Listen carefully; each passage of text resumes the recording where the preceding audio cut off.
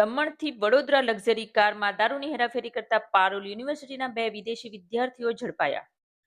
વલસાડ જિલ્લા local crime બ્રાન્ચે પ્રોહિબિશનની પ્રવૃત્તિ વિરુદ્ધ કડક ઝુંબેશ હાથ ધરીને દમણથી વડોદરા તરફ જતી લક્ઝરી કારમાંથી વિદેશી દારૂના મોટા જથ્થા સાથે વડોદરા પારુલ યુનિવર્સિટીમાં અભ્યાસ કરતા 2 વિદેશી વિદ્યાર્થીઓને ઝડપી પાડી મોટી સફળતા મેળવી છે.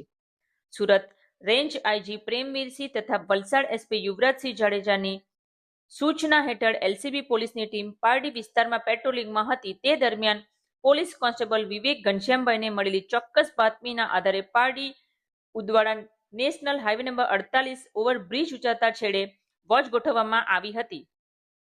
પોલીસે મુંબઈ તરફથી સુરત તરફ જતી એક શંકાસ્પદ સફેદ કલરની હુન્ડાઈ અલ્કાઝર કાર નંબર GJ05JW 1197 ને અટકાવી તલાશી લીધી હતી. કારની તપાસ કરતા તેમાંથી ભારતીય બનાવટીની વિદેશી દારૂ તથા બિયરની કુલ 802 બાટલી અને ટીન જેની કિંમત રૂપિયા 1,79,320 નો દારૂ અને રૂપિયા 15 લાખની કાર તેમજ 40,000ના 2 મોબાઈલ ફોન મળી કુલ્લે રૂપિયા 17,19,320 નો મુદ્દામાલ જપ્ત કર્યો છે.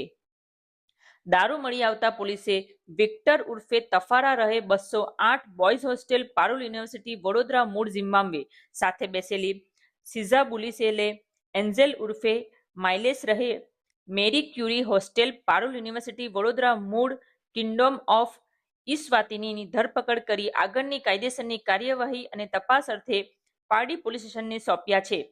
ભણવાના બહાને દારૂની તસ્કરી કરતા વિદેશી વિદ્યાર્થીઓ ઝડપાતા શૈક્ષણિક આલમમાં ચકચાર મચી ગઈ છે.